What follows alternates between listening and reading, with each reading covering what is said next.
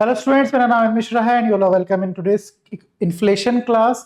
आज इन्फ्लेशन की हमारी सेकंड क्लास है। इन्फ्लेशन की सेकंड क्लास में हम देखने वाले हैं टाइप ऑफ इन्फ्लेशन। इन्फ्लेशन का दो टाइप है। वैसे तो कहीं कहीं किसी किसी किताब में आप तीन देखोगे, पर मैक्सिमम और सही में दो ही टाइप है। एक है डिमांड पुल इन्फ्लेशन, एक है cost push inflation. Demand pull inflation क्या होता है, मैं आपको एक डायग्राम बता देता हूँ। ये डिमांड पुल इन्फ्लेशन क्या होता है, अगर एक खुल जाएगा तो आसानी से हो जाएगा। देखो, डिमांड पुल इन्फ्लेशन क्या होता है, ये है डिमांड, ये है सप्लाई। सपोज इतनी डिमांड है, इतनी सप्लाई है। अगर डिमांड 10 लोग डिमांड कर रहे हैं 10 किलो टमाटर की, तो डिमांड और सप्लाई दोनों बराबर है, तो कोई प्रॉब्लम नहीं होगी। जो सामान का जो रेट है वो वैसे का वैसे ही रहेगा, ठीक है।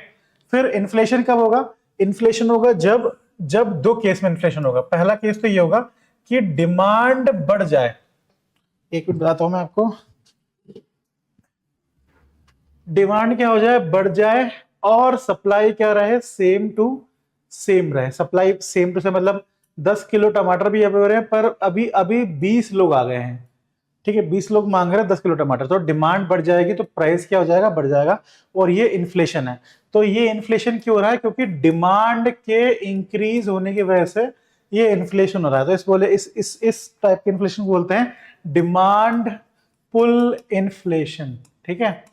अब डिमांड पुल इन्फ्लेशन होने का कारण क्या है, डिमांड पुल इन्फ्लेशन होने का कारण है सी। सी माने जब लोगों की कंजम्पशन की जो नीड है वो बढ़ जाती है, सी। फिर आई, जब इन्वेस्टमेंट इंक्रीज हो जाता है, जब इस सोसाइटी में इन्वेस्टमेंट इंक्रीज होता है तो डिमांड बढ़ती है। जी, गवर्नमेंट एक्सपेंडिचर, जब फिस्कल डेफिसिट होता है, गवर्नमेंट एक्सपेंडिचर करती है, तब ये होता है।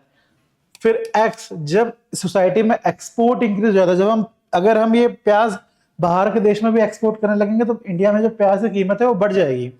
जी, माइनस आई, जब इसका प्राइस कब रिड्यूस होगा, मतलब ये वाली बात अभी यहां बतानी नहीं चाहिए पर बता रहा हूं मैं आपको।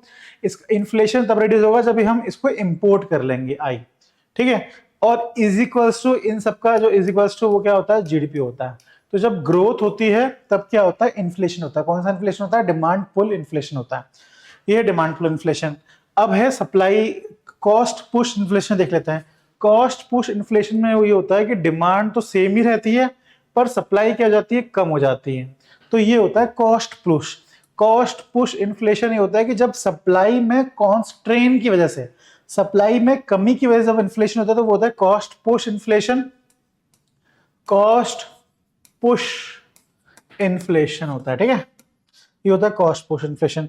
कॉस्ट पुश इन्फ्लेशन क्यों होता है, सपोज लोहा, हमारे देश में कार बनाने के लिए लोहा इंपॉर्टेंट है, और लोहा झारखंड से ही आ रहा है, सिर्फ मान लेते हैं। झारखंड में क्या हो गया, झारखंड में कुछ प्रॉब्लम हो गई, कोई रिलीजियस कम्युनल वायलेंस हो गया, या फिर कुछ नेचुरल कैलामिटीज आ गई, जो भी है वो हो गया है, भगवान न करे ऐसा हो। तो फिर क्या हो जाएगा, लोहे का दाम बढ़ जाएगा और कारें क्या हो जाएंगी, महंगी हो जाएगी। तो इस प्रकार का इन्फ्लेशन क्या बोलते हैं, कॉस्ट पुश इन्फ्लेशन होता है। सपोज गन्ने का देख ले, शुगर, बिहार में, यूपी में और महाराष्ट्र में मेजोरिटी गन्ना हो रहा है। अब गन्ने का सपोज मान लेते हैं गन्ने की फसल खराब हो गई, या फिर बारिश नहीं हुई, जो भी हुआ है, तो उसकी वजह से गन्ने का जो सप्लाई है, गन्ने की सप्लाई कम हो जाएगी। गन्ने की सप्लाई कम हो जाएगी तो क्या हो जाएगा, कौन सा इन्फ्लेशन होगा, वो कॉस्ट पुश इन्फ्लेशन होगा वो, ठीक है। मुझे कैजुअली नहीं लिखना चाहिए, मैं अच्छे से लिखता हूं यहां पे, कॉस्ट पुश इन्फ्लेशन,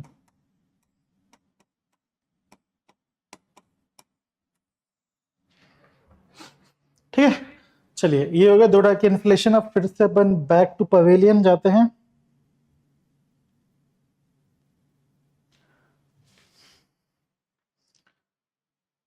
तो ये दो टाइप की इन्फ्लेशन, डिमांड पुल इन्फ्लेशन। अब इसमें अगर आपको डिमांड से कैसे इन्फ्लेशन हो रही है, सप्लाई से कैसे इन्फ्लेशन हो रही है, उसके बारे में पहले मैं समझा चुका हूं। इससे प्रीवियस वाली जो क्लास थी उसमें आप इजीली समझ पाओगे, ठीक है। अब क्वेश्चन अटेम्प्ट करिए। With reference to the Indian economy, demand full inflation can be caused by which are the following. इनमें से कौन से कारण की वजह से डिमांड पुल इन्फ्लेशन होगा। पहला एक्सपांशनरी पॉलिसी, दूसरा है फिस्कल पॉलिसी। एक्सपांशनरी पॉलिसी जब होगी तब क्या होगा, एक्सपांशनरी पॉलिसी माने क्या होता है, एक्सपांशनरी पॉलिसी माने होता है जब गवर्नमेंट रेपो रेट रिड्यूस कर ले रेपो रेट जब रिड्यूस कर ले, जब रेपो रेट रिड्यूस करेंगे तो क्या होगा, बैंक्स लोन ज्यादा देंगी, बैंक्स लोन ज्यादा देंगी। जब बैंक लोन ज्यादा देगी तब क्या होगा, मार्केट में मनी सप्लाई इंक्रीज हो जाएगी और इन्फ्लेशन इंक्रीज हो जाएगा। और same with fiscal stimulus, fiscal stimulus मतलब क्या होता है, गवर्नमेंट एक्सपेंडिचर कर रही है, ठीक है। अब तीसरा पॉइंट ये हो रहा है राइजिंग इंटरेस्ट रेट। राइजिंग जब इंटरेस्ट रेट इंक्रीज कर देगी, सपोज पहला इंटरेस्ट रेट 10% था, उसके बाद इंक्रीज कर दिया 20% से, तो 10% जब इंटरेस्ट था तब तब लोग लोन ज्यादा लेंगे कंपेयर टू 20%। जब 20% इंटरेस्ट हो जाएगा तो लोन लेने के जो नंबर्स हैं वो क्या हो जाएंगे, कम हो जाएंगे, और मनी सप्लाई क्या हो जाएगी, कम हो जाएगी, तो इन्फ्लेशन में क्या हो जाएगा, कम हो जाएगा। तो इसमें से दो ही आंसर सही है, इसका आंसर होगा 1 and 2, 1 and 2, ठीक है। Second question, with what will government do to control inflation, में से क्या गवर्नमेंट करे कि इन्फ्लेशन कंट्रोल हो जाए। इंक्रीज एक्सपेंडिचर, एक्सपेंडिचर करेंगे इन्फ्लेशन इंक्रीज होगा, अपन ने भी देखा। इनडायरेक्ट टैक्स इंक्रीज कर दे, इनडायरेक्ट टैक्स इंक्रीज कर देंगे तो जीएसटी इंक्रीज हो जाएगा। जीएसटी इंक्रीज हो जाएगा मतलब ये है कि अगर लोग सामान खरीद रहे हैं, मतलब एक 10 रुपए की अगर आइसक्रीम भी खरीदी जा रही है तो उसमें अगर जीएसटी इंक्रीज हो जाएगी तो वो सामान महंगा हो जाएगा, तो आम जनता के लिए वो सामान क्या हो जाएगा, महंगा हो जाएगा। Increase in direct tax. Second है डिक्रीज डायरेक्ट टैक्स, जब डायरेक्ट टैक्स डिक्रीज कर देंगे तब लोगों के पास, डायरेक्ट टैक्स पहले अगर 10% था तो लोगों के पास 10% था, जब डायरेक्ट टैक्स 10% था तब लोगों के पास 100 रुपए बच रहे थे हाथ में। जब डायरेक्ट टैक्स 20%, जब डायरेक्ट टैक्स 5% कर दिया तो लोगों के पास अब कितने बचेंगे, ज्यादा रुपए बचेंगे। जब लोगों के पास ज्यादा बचेंगे तो मनी सप्लाई सोसाइटी में इंक्रीज हो जाएगी और इन्फ्लेशन भी क्या हो जाएगा, इंक्रीज हो जाएगा। तो ये तीनों से इन्फ्लेशन इंक्रीज हो रहा है, तो आंसर क्या होगा इसका, D, none of the above, ठीक है। Question repeat. अगला, इन्फ्लेशन गैप क्या होता है। इन्फ्लेशन गैप ये होता है डिमांड और सप्लाई में, अगर सपोज डिमांड ये है और सप्लाई ये है, इन दोनों के बीच में जो गैप है और वो गैप क्रिएट कर रहा है इन्फ्लेशन, तो इस गैप को हम बोलते हैं इन्फ्लेशनरी गैप, ठीक है। ये इन्फ्लेशनरी गैप है। अगला, कुछ की वर्ड्स है रिलेटेड टू इन्फ्लेशन, बहुत सारे वर्ड्स है जो इन्फ्लेशन से रिलेटेड है, उसको एक एक करके हम देख लेते हैं। पहला वर्ड है मॉनेटरी इन्फ्लेशन। मॉनेटरी इन्फ्लेशन वो इन्फ्लेशन होता है जब आरबीआई मनी की सप्लाई इंक्रीज कर दे सोसाइटी में, मतलब नेशन में अगर मनी, मार्केट में अगर मनी की सप्लाई इंक्रीज कर देगी आरबीआई थ्रू प्रिंटिंग मनी। जब आरबीआई मनी की सप्लाई इंक्रीज कर दे मार्केट में थ्रू प्रिंटिंग मनी, तो कौन सा इन्फ्लेशन होगा, मॉनेटरी इन्फ्लेशन होगा। अब जब मनी मार्केट में जाएगा तो डिमांड बढ़ेगी। अगर मनी की सप्लाई मार्केट में हो जाएगी, अगर मनी की सप्लाई मार्केट में इंक्रीज हो जाएगी तो लोगों की डिमांड इंक्रीज होगी, डिमांड इंक्रीज होगी तो प्राइस इंक्रीज हो जाएगा, इसकी वजह से इन्फ्लेशन आ जाएगा, ठीक है।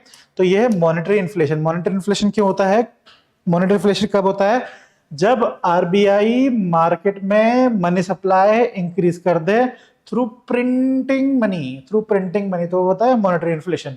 सेकंड है profit push inflation. Profit push inflation वो होता है, बड़ी बड़ी कंपनीज जो होती है वो मोनोपोली अपनी बनाए रखने के लिए मार्केट में और प्रॉफिट को अपना इंक्रीज करने के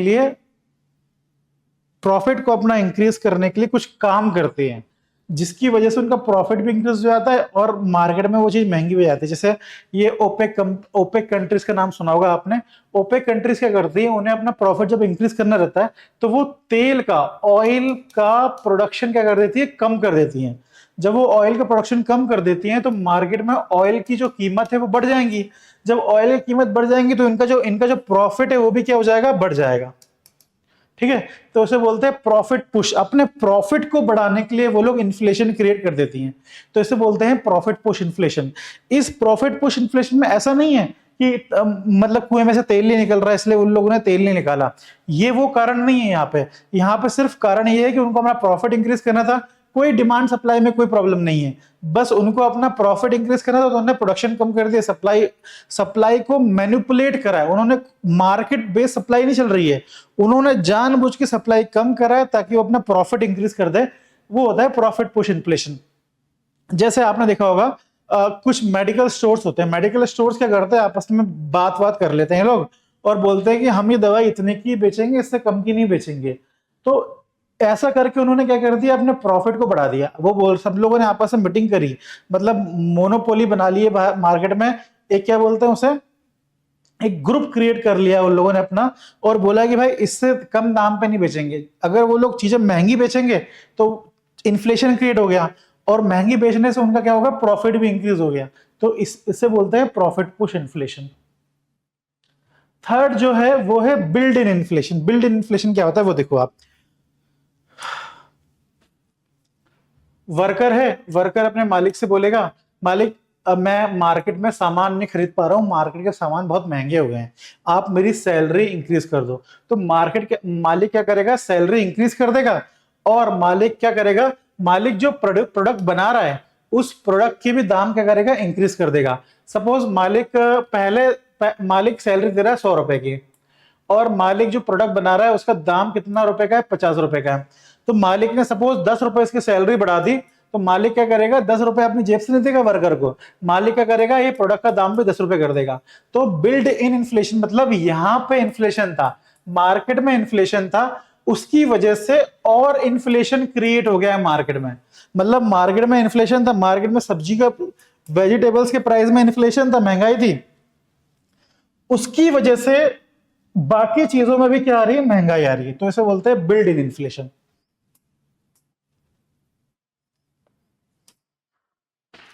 अगला है रिप्रेस्ड इन्फ्लेशन। रिप्रेस्ड इन्फ्लेशन क्या होता है वो देखो आप। वॉर के टाइम पे क्या होता है कि गवर्नमेंट प्राइस कंट्रोल करती है। वॉर के टाइम में गवर्नमेंट क्या बोलती है, जितने भी साहूकार हैं, जितने भी प्रोडक्शन करने वाले लोग होते हैं, सपोज गेहूं बेचने वाले लोग हैं, चावल बेचने वाले लोग हैं, या कार बेचने वाले लोग हैं, उन सबको सरकार ये बोलेगी भाई साहब जो भी आप प्रोडक्ट बेच रहे हो उसका दाम आप इस लेवल से ऊपर मत करना। तो गवर्नमेंट के इस कारण की वजह से उनका प्रॉफिट क्या होता है, कम हो जाता है। समझ में आ रहा बात को? तो मैं यहां पे लिख देता हूं, सपोज सामान 100 रुपए का है, सामान 100 रुपए का है, मगर सरकार बोलेगी भाई साहब 100 रुपए का सामान मत बेचो, 90 रुपए का सामान बेचो, क्योंकि अभी देश में वॉर चल रहा है। अगर आप सामान महंगा बेचोगे तो प्रॉब्लम हो जाएगी, लोग वॉर में पार्टिसिपेट नहीं करेंगे, मतलब लड़ाई में पार्टिसिपेट नहीं करेंगे, और वो लोग सबको सब घर आ जाएंगे पैसा कमाने के लिए। तो आप सामान क्या करो, सस्ता बेचो। तो रिप्रेस करके रखती सरकार, सरकार क्या करती है, दबा के रखती है उन लोगों को। फिर जैसे ही वॉर खत्म होता है तो वो लोग, उन सरकार का जो कंट्रोल है उन लोगों के ऊपर से वो पूरी तरीके से हट जाता है। ठीक है, वॉर के टाइम में सरकार ने क्या करा, उन्हें रिप्रेस करा, है ना। फिर जब वॉर खत्म हो जाता है तो सरकार का जो कंट्रोल है उनके ऊपर से पूरी तरीके से हट जाता है। तो जो उनका ये 10 रुपए का नुकसान हुआ है वॉर के टाइम पे, इसकी भरपाई करने के लिए अब वो क्या करेंगे, दाम 110 रुपए कर देंगे। समझ में आ रहा है? जैसे ही वॉर खत्म होगा तो वॉर खत्म होने के बाद चीजों के दाम क्या हो जाएंगे, बहुत ज्यादा बढ़ जाएंगे। तो इसको बोलते हैं रिप्रेस इन्फ्लेशन। रिप्रेस इन्फ्लेशन वो इन्फ्लेशन होता है, वॉर के टाइम पे सरकार प्राइस को कंट्रोल करती है लोगों को दबा के। जैसे ही वॉर खत्म होता है, गवर्नमेंट का जो कंट्रोल होता है लोगों के ऊपर से वो हट जाता है, तो लोग अपने प्रॉफिट को मेंटेन रखने के लिए, मतलब जो नुकसान की भरपाई के लिए, वो अपना प्राइस को और बढ़ा देते हैं। तो ये इन्फ्लेशन कौन सा होता है, रिप्रेस इन्फ्लेशन होता है। पढ़ना एक बार ये जो लिखा हुआ है, फिर बताना मुझे अगर नहीं आए तो। अगला है स्टैगफ्लेशन। स्टैगफ्लेशन 3 कंडीशन जब लगती है तो स्टैगफ्लेशन कहलाता है। जो पहली कंडीशन है स्टैगफ्लेशन की वो है इन्फ्लेशन का बढ़ना।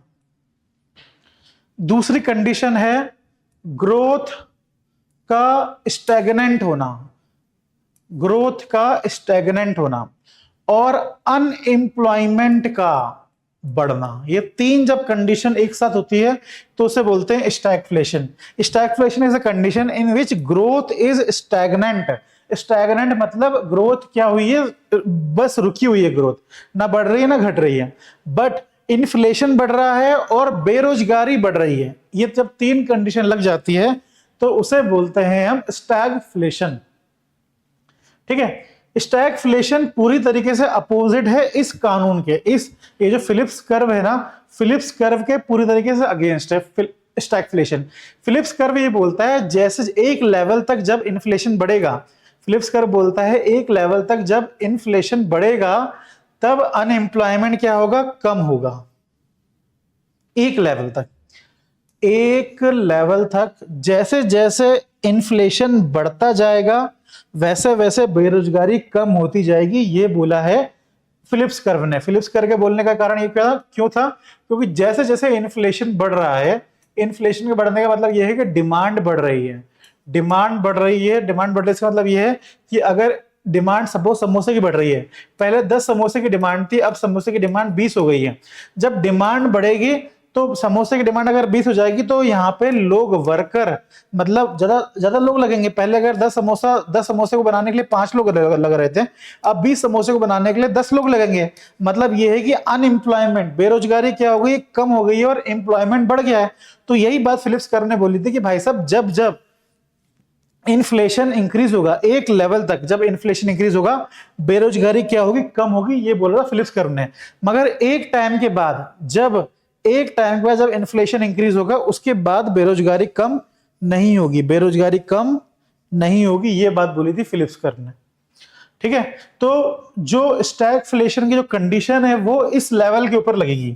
किस लेवल के ऊपर लगेगी, इस लेवल के ऊपर लगेगी। यहां से स्टैगफ्लेशन शुरू होगा, यहां से स्टैगफ्लेशन को शुरू होगा, यहां से स्टैगफ्लेशन शुरू होगा, यहां से ग्रोथ स्टैग्नेंट हो जाएगी, इन्फ्लेशन यहां से इंक्रीज होगा और यहां से अनएम्प्लॉयमेंट भी क्या हो जाएगा, इंक्रीज हो जाएगा। ये वाली कंडीशन स्टैगफ्लेशन कंडीशन है।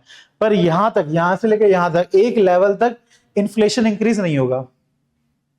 ठीक है, economic growth is usually coupled with, इसका आंसर दीजिए, economic growth is usually coupled with, answer है इन्फ्लेशन। इन्फ्लेशन बढ़ेगा तो ग्रोथ बढ़ेगी, अपने अभी देखा थोड़ी देर पहले। Stagflation is caused by inflation, इनमें से स्टैगफ्लेशन किसकी वजह से होता है, increase in demand, increase in unemployment, structural imbalance, increase in input cost. इसका आंसर क्या है, increase in structural imbalance.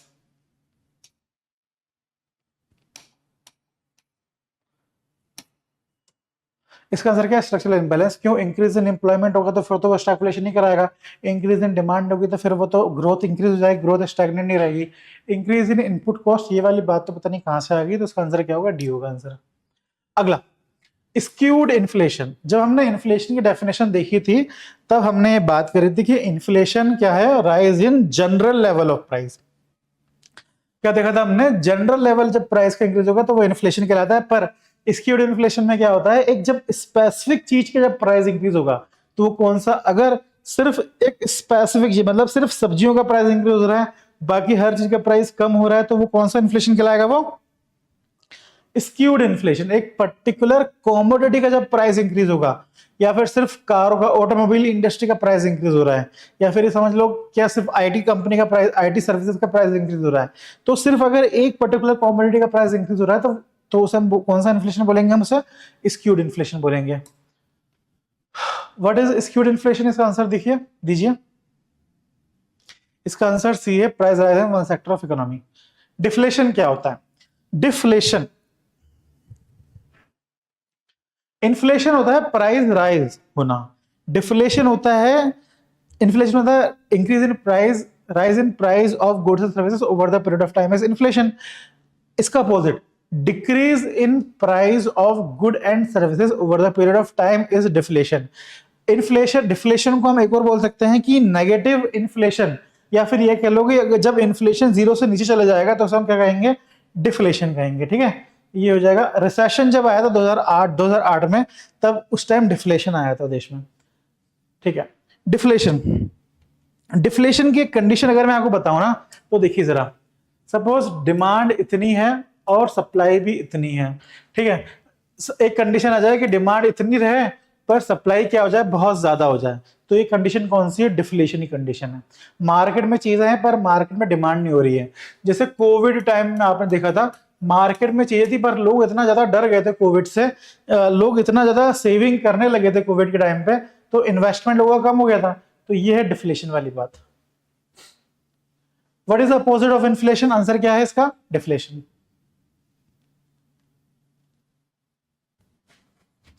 डिसइंफ्लेशन, disinflation is important thing. Inflation होना मतलब इन्फ्लेशन होना पर रेट ऑफ इन्फ्लेशन क्या हो जाना, कम हो जाना, इस डिफ्लेशन। सपोज पहले इन्फ्लेशन 10% की स्पीड से इन्फ्लेशन था, पहले इन्फ्लेशन 10% की स्पीड से था, अब इन्फ्लेशन 5% के रेट से इन्फ्लेशन बढ़ रहा है, तो रेट ऑफ इन्फ्लेशन क्या हो गया, कम हो गया है। अभी भी इन्फ्लेशन है इकोनॉमी में, पर अब क्या हो गया, रेट ऑफ इन्फ्लेशन क्या हो गया, कम हो गया। समझ में आ गया? तो उसे बोलते हैं डिफ्लेशन। मतलब वो सपोज 100 रुपए की कार है, जब कार बनी 100 रुपए की थी, अगले साल हर साल कार का दाम क्या हो रहा है, 10% इंक्रीज होगा। मतलब एक साल बाद कार का दाम क्या हो गया, 10% से इंक्रीज होने के बाद 110 हो गया। पर सेकेंड ईयर क्या हो गया, कार का दाम सिर्फ 5% से इंक्रीज हुआ। मान लेते हैं, मैथ मत लगाना यहाँ पे, 115 हो गया बस। तो पहले ईयर में 10% से प्राइस बढ़ा, दूसरे ईयर में 5% से प्राइस बढ़ा, तो उसे हम बोलेंगे डिफ्लेशन होना। मैथ मत लगाना, यहाँ मैथ लगाओगे तो गलत हो जाएगा। क्वेश्चन का आंसर दीजिए। Which of the following is definite implication of disinflation. Disinflation के कौन कौन से कारण, क्या क्या हो सकते हैं सिम्टम्स? प्राइस है फॉलन, ठीक है, प्राइस आर इंक्रीज मोर। डिसइंफ्लेशन दिख रहा है, देखो डिसइंफ्लेशन में प्राइस रिड्यूस नहीं होगा, रेट ऑफ प्राइस रिड्यूस हो जाएगा। Price are increasing more slowly than before, ये वाली लाइन सही है। There is a industrial stagnation. Industrial stagnation वाली बात भी गलत है, इसका आंसर क्या होगा, बी।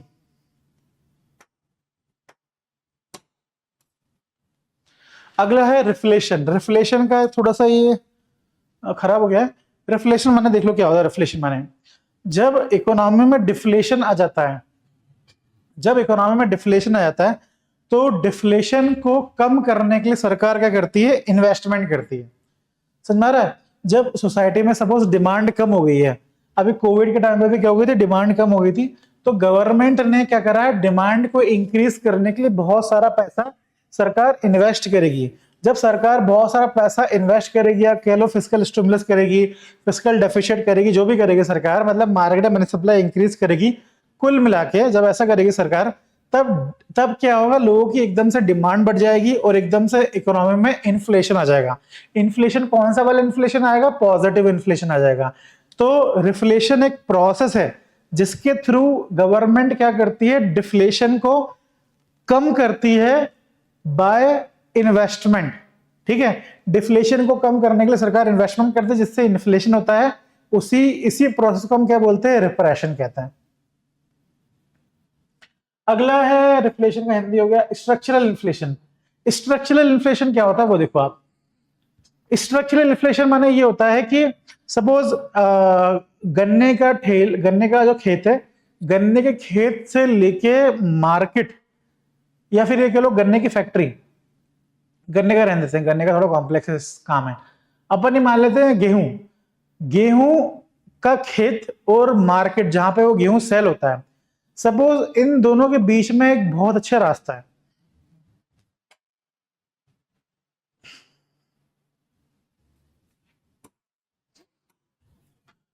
ये है खेत और ये है मार्केट। अगर इन दोनों के बीच में पहला देख लेते हैं, पहला एग्जांपल देख लेते हैं, खराब रास्ता है। खराब रास्ता मतलब इतना लंबा रास्ता है, इतना लंबा लंबा लंबा ये रास्ता है। सपोज 100 किलोमीटर का रास्ता है, ठीक है। 100 किलोमीटर के रास्ते से अगर आप एक ट्रक भर के गेहूं लेके आओगे तो गेहूं का दाम कितना हो जाएगा। सपोज गेहूं का दाम खेत में 100 रुपए, गेहूं का दाम था खेत में 100 रुपए का, जब आप इतने लंबे 100 किलोमीटर के रास्ते से लाओगे तो 100 रुपए और इंक्रीज हो जाएगा उसका, सपोज 200 रुपया गेहूं हो गया, ठीक है। अगर खेत और मार्केट के बीच में अगर एक शॉर्ट रास्ता बना दिया जाए, एक सीधा रास्ता बना दिया जाए, मतलब एक सीधा रास्ता ये बना दिया जाए और सिर्फ डिस्टेंस कितने किलोमीटर हो जाए, सिर्फ 10 किलोमीटर हो जाए और 10 रुपए प्राइस इंक्रीज हो जाए, तो 100 रुपए का जो खेत जो सामान था गेहूं 100 रुपए का था, अब उसमें सिर्फ 10 रुपए इंक्रीज होंगे, मतलब कितने रुपए इंक्रीज होगा, बस 110 रुपए का सामान हो गया। तो स्ट्रक्चरल इन्फ्लेशन वो इन्फ्लेशन होता है जब स्ट्रक्चर खराब होने की वजह से जब चीजों के दाम बढ़ जाते हैं तो उसे बोलते हैं स्ट्रक्चरल इन्फ्लेशन। मतलब रास्ता खराब था इसलिए ट्रैवल करने में परेशानी आ रही थी, इसलिए गेहूं आसानी से मार्केट में नहीं पहुंच पा रहा था, महंगा हो पा रहा था वो, तो उसको हम कौन सा इन्फ्लेशन कहेंगे, हम स्ट्रक्चरल इन्फ्लेशन कहेंगे। स्ट्रक्चरल इन्फ्लेशन का एक और एग्जांपल हो सकता है कि बिल पास करने में देरी हो रही है, रेड टेपिज्म चल रहा है, अगर ये सब कारण चलता है तो उसे बोलते हैं हम स्ट्रक्चरल इन्फ्लेशन। अगला है हाइपर इन्फ्लेशन। हाइपर इन्फ्लेशन माने ये होता है कि जब इन्फ्लेशन रात भर में इंक्रीज हो जाए, जब इन्फ्लेशन 50% तक रात भर में इंक्रीज हो जाए तो वो कौन सा इन्फ्लेशन है, स्ट्रक्चरल हाइपर इन्फ्लेशन है। और जब इन्फ्लेशन धीरे धीरे धीरे धीरे इंक्रीज हो तो कौन सा इन्फ्लेशन है, वो है क्रीपिंग इन्फ्लेशन। वो है क्रीपिंग इन्फ्लेशन। ठीक है, रिसेशन क्या होता है और डिप्रेशन क्या होता है? जब दो कंसेक्यूटिव क्वार्टर तक जब प्रोडक्शन कम हो जाए, 2 कंसेक्यूटिव क्वार्टर मतलब 6 महीने तक, अगर कंटिन्यू 6 महीने तक जीडीपी की ग्रोथ कम हो जाए, या फिर कह लो जीडीपी में आउटपुट, हमारे देश में जो आउटपुट है वो कम रहे, तो वो होता है रिसेशन। और जब रिसेशन बहुत लंबे टाइम तक चले, जब प्रोडक्शन कम हो जाए बहुत लंबे टाइम तक, तो उसे कहेंगे हम डिप्रेशन। ठीक है, prolonged recession is depression. Shrink inflation, जब इन्फ्लेशन मतलब जो कॉमोडिटी है, जो प्रोडक्ट, उसका साइज क्या होता है, श्रिंक हो जाता है, बट प्राइस क्या रहता है, सेम रहता है। जैसे पार्ले जी है, पार्ले जी में क्या होता है कि पार्ले जी का जो वो है बिस्किट है, वो अभी भी 5 रुपए का ही आता है, पर उसका जो साइज है वो क्या हो गया, रिड्यूस हो गया। तो वो कौन सा इन्फ्लेशन है, वो श्रिंक इन्फ्लेशन है, और उसे हिडन इन्फ्लेशन भी कहते हैं। ठीक है, हिडन इन्फ्लेशन का आंसर बताओ, इसका आंसर क्या है? When government controls price, when companies reduce quantity while keeping price same। Answer क्या है इसका? B. Ratchet inflation, ratchet inflation क्या होता है? रैचेट इन्फ्लेशन समझ लो, ये इन्फ्लेशन है मतलब जिन कारणों की वजह से प्राइस इंक्रीज हुआ है, वो कारण चले जाएं फिर भी प्राइस इंक्रीज रहे, तो वो इन्फ्लेशन कहलाता है ratchet inflation. Example, suppose samosa है, आलू बड़ा है, या फिर जो भी खा रहे हो आप, जो भी समोसा वड़ा पाव जो भी खा रहे हो आप, आलू समोसा है, समोसे के अंदर लगता है आलू। तो अगर सपोज आलू का दाम 2 रुपए इंक्रीज हो गया है, तो समोसे का दाम भी कितना रुपए इंक्रीज कर दिया उन्होंने? 2 रुपए इंक्रीज किया। वैसे तो वो लोग 5 रुपए इंक्रीज करते हैं, मान लेते हैं 2 रुपए इंक्रीज करा है।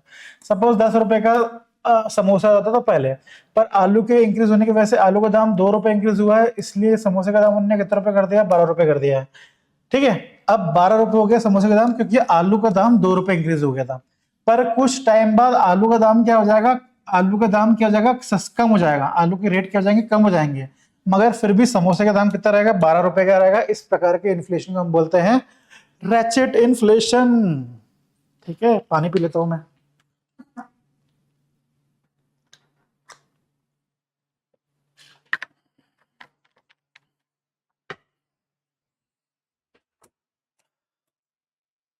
ये सवाल करके दिखाइए आप, बॉटलनेक इन्फ्लेशन क्या होता है?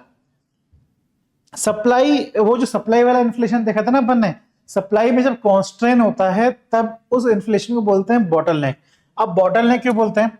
ये है बॉटल, ये है बॉटल, और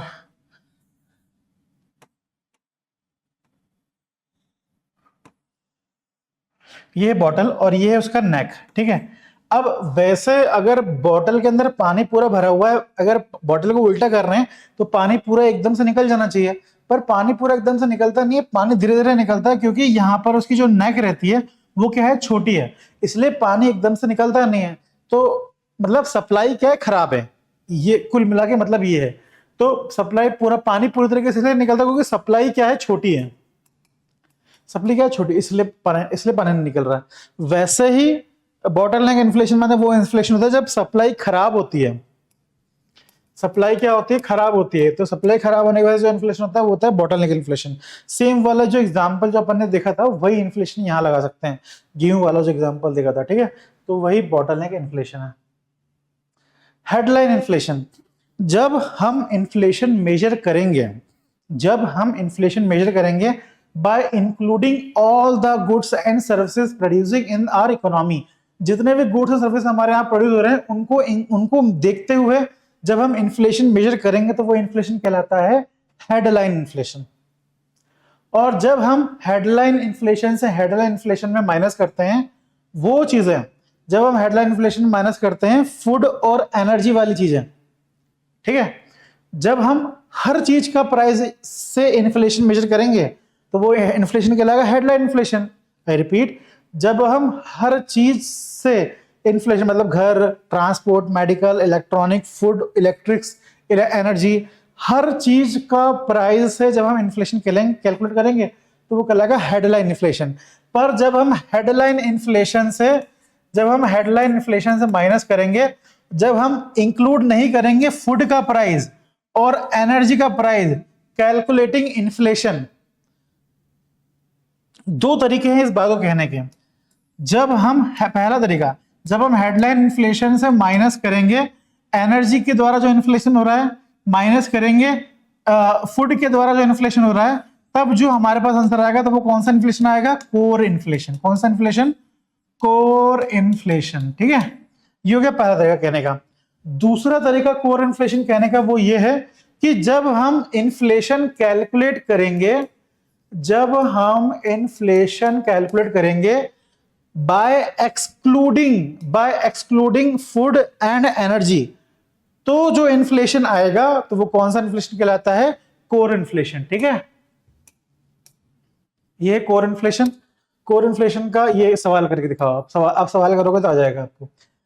core inflation is defined as headline inflation exclude only fuel inflation, food inflation and fuel inflation. देखो इसका आंसर डी देखो, headline inflation exclude both food inflation and fuel inflation.